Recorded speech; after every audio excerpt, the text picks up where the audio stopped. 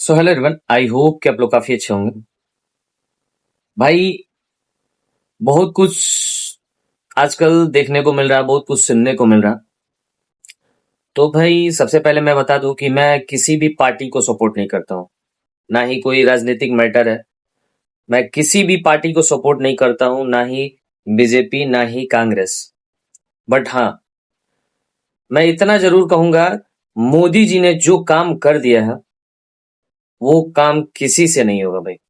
मोदी सरकार को इस बार वोट बिल्कुल भी मत देना, क्योंकि इन्होंने एक महिला को सीएम बना दिया, एक महिला को राष्ट्रपति बना दिया और तो और फाइनेंस मिनिस्टर भी एक महिला को बना दिया। 3 तलाक खत्म कर दिया, बीएसएफ में महिलाओं को अलाउ कर दिया, ऑपरेशन सिंदूर में भी महिलाओं को लीड करने दिया, बेटी बचाओ बेटी पढ़ाओ कर दिया। अच्छा खासा महिलाएं गांव में लकड़ी जला जला कर खाना बनाती थी, अब उज्ज्वला योजना से घर घर सिलेंडर पहुंचा दिया। गाँव की लेडीज को खुले में शौच जाना पड़ता था, अब घर घर टॉयलेट बनवा दिया। घर की महिलाओं को आटे के डब्बे चावल के डब्बे में छुपा छुपा के सेविंग करनी पड़ती थी, अब सबके खाते खुलवा दिए। तो भाई वोट सोच समझ के करना।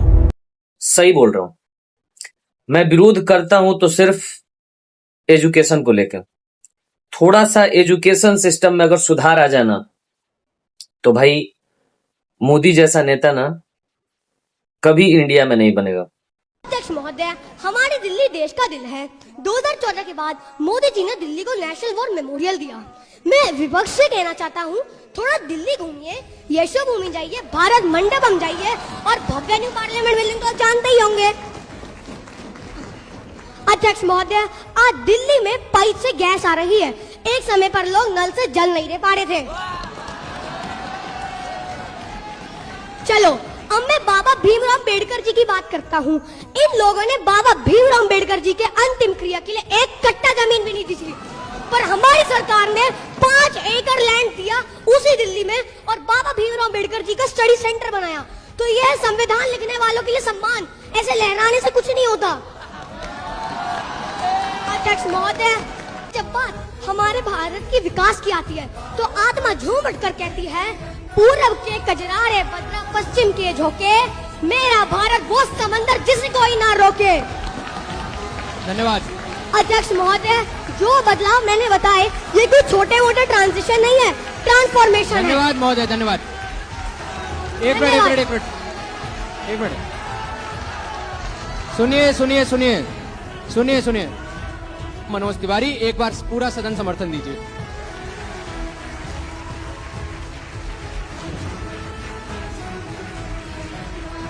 बहुत बहुत धन्यवाद जी। बाकी जो नेता है बीजेपी के, उनके बारे में तो मैं नहीं जानता हूं, लेकिन हाँ, मोदी जी ने अपने देश को इतना स्ट्रांग बना लिया ना कि मैं क्या बताऊं। नरेंद्र मोदी जी डरपोक हैं, मैं आपको बता रहा हूं। ना उनका विजन है, ना वो अमेरिका के राष्ट्रपति के सामने खड़े हो सकते हैं। चेक कर खब्बे हाथ रोली, चेक कर गब्बरू दी बोली, चेक कर अख चो तू लहर, चेक कर किथे किथे बहर, चेक कर पहन के ना वैलियां ना यारी, चेक कर रहदा असले ना लैस तू तैयारी, चेक कर। और लोगों को इतना सुविधा दे चुके हैं ना कि भाई इसका कोई गिनती नहीं। आज से 10 साल पहले कूपन घिसकर मिस कॉल देने वाले लोग आज अनलिमिटेड डाटा से बीजेपी को ज्ञान दे रहे हैं।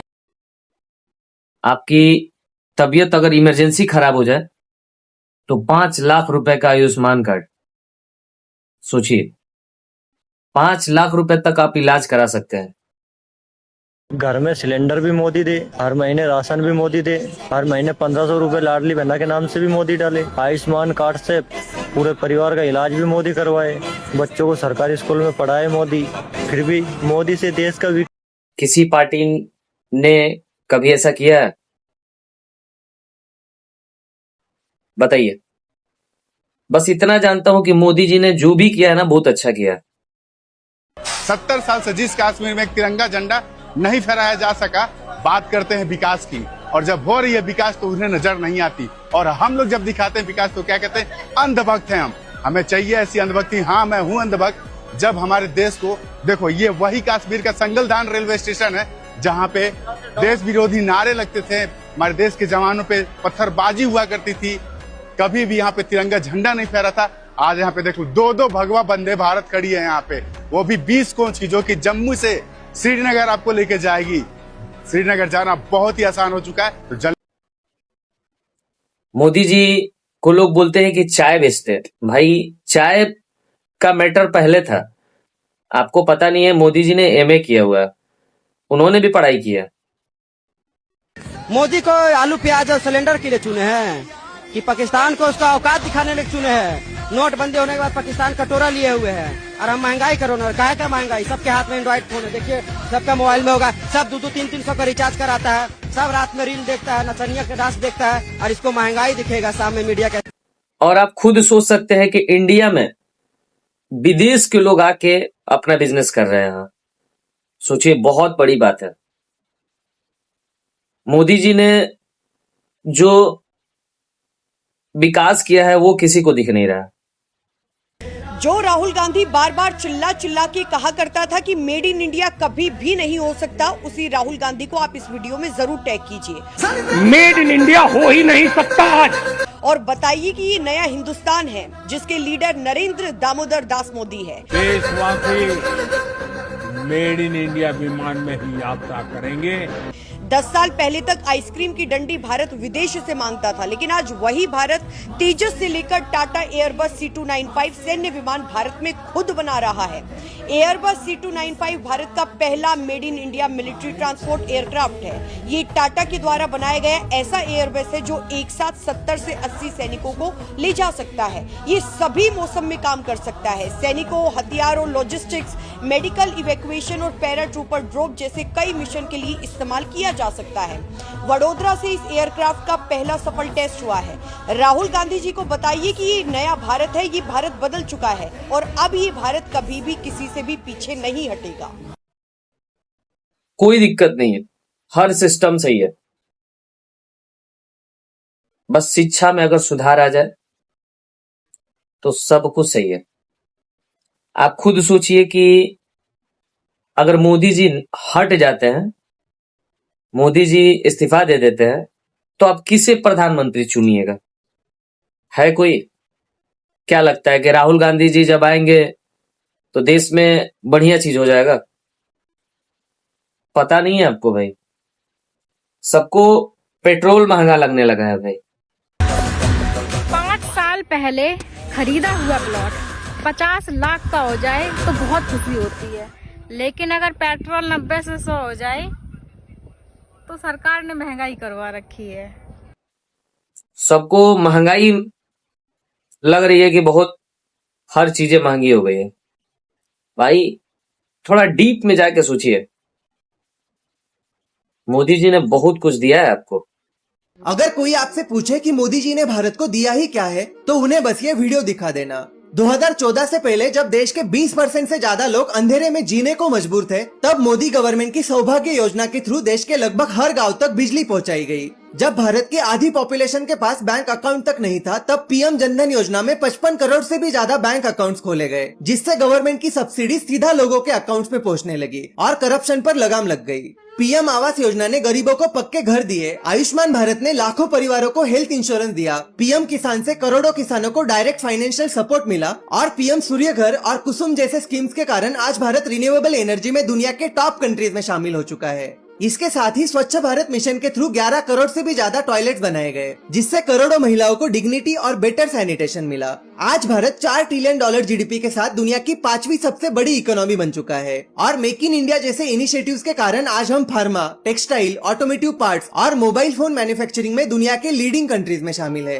रोड इंफ्रास्ट्रक्चर की बात करें तो expressways, highways, Vande Bharat train और नए एयरपोर्ट्स ने देश की कनेक्टिविटी को एक नए लेवल पर पहुंचा दिया है। और सिर्फ डेवलपमेंट ही नहीं, 2016 के उरी अटैक के बाद सर्जिकल स्ट्राइक, पुलवामा के बाद बालाकोट एयर स्ट्राइक, 2025 का ऑपरेशन सिंदूर ये दिखाता है कि भारत अब क्रॉस बॉर्डर टेररिज्म पर चुप रहने वाला देश नहीं है। 2019 में जम्मू एंड कश्मीर से आर्टिकल 370 हटाकर इसे केंद्र शासित प्रदेश बनाया। इस एक बड़े बदलाव के कारण केंद्र सरकार की सारी योजनाएं जम्मू कश्मीर के लोगों तक पहुंचने लगी। 2023 की G20 समिट हो या दुनिया के बड़े लीडर्स के साथ रिलेशंस, ये सब इस बात को क्लियरली इंडिकेट करते हैं कि भारत की ग्लोबल डिप्लोमेटिक स्टैंडिंग पहले से काफी स्ट्रांग हुई है। अब सरकार की कौन सी योजना आपको सबसे अच्छी लगी, मुझे कमेंट करके जरूर बताना। बहुत कुछ दिया है भाई, और आप बोल रहे हैं कि मोदी जी ने कुछ किया ही नहीं है। अच्छी चीजों को लोग भूल जाते हैं।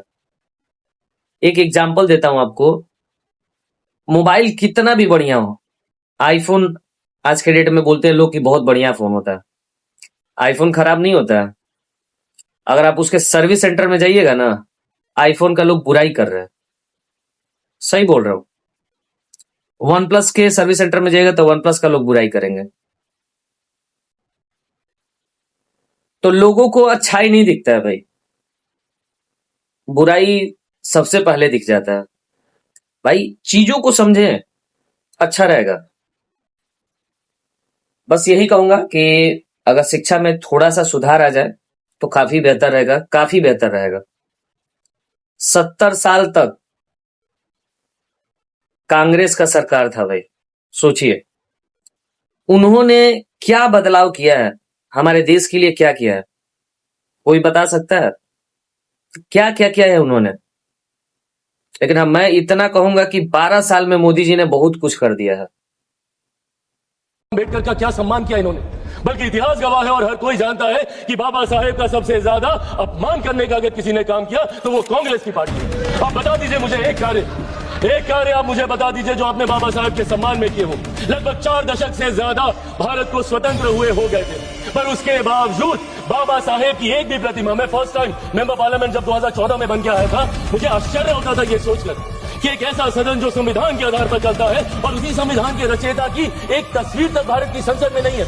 बताइए क्यों नहीं कांग्रेस पार्टी ने उनकी प्रतिमा लगाई? आज संविधान के सम्मान की बात करते हैं, क्यों 4 दशक तक 89 से पहले 89 में जब वीपी सिंह जी की सरकार थी, जिसका समर्थन भारतीय जनता पार्टी कर रही थी, जिस सरकार में मेरे नेता, मेरे पिता आदरणीय रामविलास पासवान जी श्रम एवं कल्याण मंत्री थे, उस सरकार में पहली बार बाबा साहब का तैल चित्र भारत के सेंट्रल हॉल में लगाने का काम किया, जिसको आज हम लोग संविधान सदन बोलते हैं। और तकलीफ इस बात की कि उस वक्त तक एक दल नहीं, एक परिवार के 3-3 सदस्यों की प्रतिमा उस सदन में लगी हुई थी, पर बाबा साहब की प्रतिमा इन लोगों ने लगाना जरूरी नहीं समझा।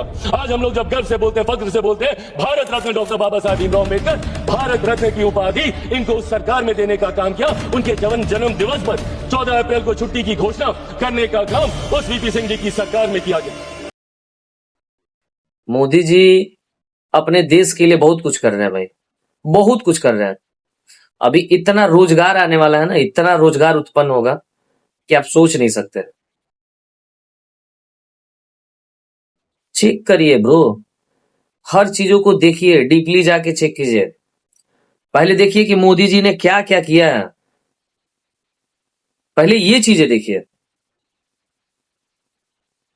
100 अच्छाई अगर आप कर देंगे ना, कोई नाम नहीं लेगा। अगर एक गलती हो जाएगा ना तो 100 अच्छाई खत्म हो चुका। तो ये है भाई, दुनिया का यही रीत है। मैं किसी भी पार्टी को सपोर्ट नहीं करता हूं, लेकिन हाँ, मोदी जी जैसा व्यक्ति कभी नहीं आएगा पूरा इंडिया में, बोल रहा हूं, पूरा इंडिया की मैं बात कर रहा हूं। मोदी जी ने बहुत कुछ किया है भाई, देश के लिए बहुत कुछ किया है। सही बोल रहे हैं, सर्च कीजिए, डीप में जाइए, थोड़ा सा पता चलेगा। 2014 में एक सवाल था, क्या भारत सच में बदल सकता है? एक ऐसा देश जहां टूटी सड़कें थीं, लंबी कतारें थीं, अंधेरे में डूबे गांव थे और दुनिया की इकोनॉमी रैंकिंग में भारत 10वें स्थान पर था। फिर आया 2014, एक नए संकल्प के साथ, एक नए विजन के साथ। एक्सप्रेसवे ने दूरियों को मिटा दिया, यूपीआई ने दुनिया को दिखा दिया कि डिजिटल रिवॉल्यूशन क्या होता है। चंद्रयान 3 ने चांद पर तिरंगा पहुंचाया। G20 में दुनिया ने भारत की आवाज सुनी। आयुष्मान भारत ने करोड़ों गरीबों को इलाज की ताकत दी। मेड इन इंडिया फैक्ट्रियों ने मैन्युफैक्चरिंग का नया युग शुरू किया। वंदे भारत और बुलेट ट्रेन ने रफ्तार को नई पहचान दी। उज्ज्वला योजना ने गांवों के घरों में धुएं की जगह उजाला भर दिया। नए संसद भवन से लेकर ग्लोबल प्लेटफॉर्म्स तक भारत अब सिर्फ हिस्सा नहीं लेता, भारत अब नेतृत्व करता है। ये सिर्फ तस्वीरों की कहानी नहीं है, ये आंकड़ों की भी कहानी है। 58.15 करोड़ जनधन खाते, 10.5 करोड़ उज्ज्वला कनेक्शन, 4.22 करोड़ पक्के घर, हर महीने 20 बिलियन यूपीआई ट्रांजैक्शन। ये सिर्फ डेवलपमेंट नहीं, ये आत्मविश्वास का उदय है। ये सिर्फ इंफ्रास्ट्रक्चर नहीं, ये आकांक्षाओं का विस्फोट है। और आज जब अंतरिक्ष से भारत चमकता हुआ दिखाई देता है, तो एक बात साफ है, ये सिर्फ 12 साल नहीं, ये नए भारत की नींव है। और मैंने विरोध भी किया है तो सिर्फ एजुकेशन को लेकर। देखिएगा मेरे हाथ में सपोर्ट एजुकेशन, सेफ एजुकेशन और सेफ कंट्री, मैंने यही विरोध किया है भाई। एजुकेशन को थोड़ा सा सेफ कीजिए, थोड़ा सा बदलाव लाइए, बाकी सब कुछ सही है। हमारे हिसाब से सब कुछ सही है। अगर आप मोदी को खो देंगे ना, ये देश पूरा खत्म हो जाएगा। बीजेपी वर्सेस कांग्रेस, बीजेपी के 12 साल और कांग्रेस के 60 साल, किस सरकार में कितनी ग्रोथ देखने को मिली, चलिए देखते हैं। और हाँ, मैं जो भी आंकड़े आपको बता रहा हूँ ये मैंने खुद से नहीं बनाए हैं। आप चाहें तो मेरे साथ साथ इन सभी फैक्ट्स को ChatGPT या गूगल जेमिनाई के माध्यम से खुद भी रीचेक कर सकते हैं। न हवाईबाजी, न बकचोदी, न अंधभक्ति, सिर्फ फैक्ट्स जो आंकड़े बताते हैं। सबसे पहले इन्फ्लेशन यानी महंगाई की बात करें, कांग्रेस का एवरेज रहा था 8.2% और वहीं बीजेपी का देखें तो 5%। मेडिकल कॉलेजेस की अगर बात करें तो 60 साल में कांग्रेस के समय 387 थे और वहीं 12 साल में बीजेपी की सरकार में 393 नए मेडिकल कॉलेज जुड़े। कांग्रेस ने 60 साल में सिर्फ 7 एम्स बनवाए और वहीं बीजेपी की सरकार में 12 साल में 15 एम्स बना के तैयार कर दिए। कांग्रेस ने 60 साल में 16 IITs बनाए और वहीं बीजेपी के 12 साल में 7 IITs बन गए। अब इलेक्ट्रिसिटी की बात करें तो कांग्रेस की सरकार में 60 साल बाद 67% घरों में ही बिजली थी, वहीं बीजेपी के आंकड़ों के मुताबिक आज करीब 98% से 100% घरों तक बिजली पहुंच चुकी है। कांग्रेस ने 60 साल में 13 IIMs बनाए और यही अगर बीजेपी की सरकार में थे तो 12 साल में 7 नए IIMs बने। ऐसी ही कई और भी चीजें बीजेपी की सरकार में की गई हैं। सही बोल रहे हैं। लग रहा है कि राहुल गांधी आएंगे तो सब कुछ सही हो जाएगा। पता नहीं है आपको भाई, 70 सालों में उन्होंने क्या किया है लोगों, उनका पूरा फैमिली की मैं बात कर रहा हूं। उनका भी चेक करिए, उन्होंने क्या अच्छा किया है। साथियों, भारत आज दुनिया की फास्टेस्ट ग्रोइंग मेजर इकोनॉमी है। भारत दुनिया का सबसे बड़ा वैक्सीन प्रोड्यूसर है। भारत मोबाइल डेटा कंजम्पशन में दुनिया के अग्रणी देशों में है। आज भारत दुनिया का दूसरा सबसे बड़ा मोबाइल मैन्युफैक्चरर है। आज भारत दुनिया का दूसरा सबसे बड़ा टेलीकॉम मार्केट है। आज भारत दुनिया का दूसरा सबसे बड़ा वीट प्रोड्यूसर है। आज भारत दुनिया का सबसे बड़ा मिल्क प्रोड्यूसर है। आज भारत दुनिया का दूसरा सबसे बड़ा फिश प्रोड्यूसर है। साथियों, इतना ही नहीं, आज भारत दुनिया का तीसरा सबसे बड़ा ऑटोमोबाइल मार्केट है। आज भारत दुनिया का तीसरा सबसे बड़ा स्टार्टअप इकोसिस्टम बन चुका है। भारत बहुत जल्द दुनिया का तीसरा सबसे बड़ा रिन्यूएबल एनर्जी प्रोड्यूसर बनने जा रहा है। आज भारत दुनिया के सबसे बड़े डिजिटल आइडेंटिटी प्लेटफॉर्म का सफल संचालन कर रहा है। आज भारत में यूपीआई के माध्यम से हर महीने अरबों डिजिटल ट्रांजैक्शन हो रहे हैं। भारत के डिजिटल पब्लिक इंफ्रास्ट्रक्चर में आज दुनिया के दर्जनों देश दिलचस्पी दिखा रहे हैं। ड्रोन टेक्नोलॉजी और स्पेस इकोनॉमी में भारत नई ऊंचाइयों को छू रहा है। सबसे ज्यादा इस वीडियो को शेयर करिएगा, बहुत मेहनत लगा है इस वीडियो को बनाने में, ठीक है। वो आपका सोच, क्या सोच रहे हैं मोदी जी के बारे में और क्या सोच रहे हैं राहुल गांधी जी के बारे में, सोच समझ के निर्णय कीजिएगा कि अगर मोदी जी इस्तीफा दे दिए तो फिर देश का क्या होगा। बस इतना ही कहूंगा। जय हिंद।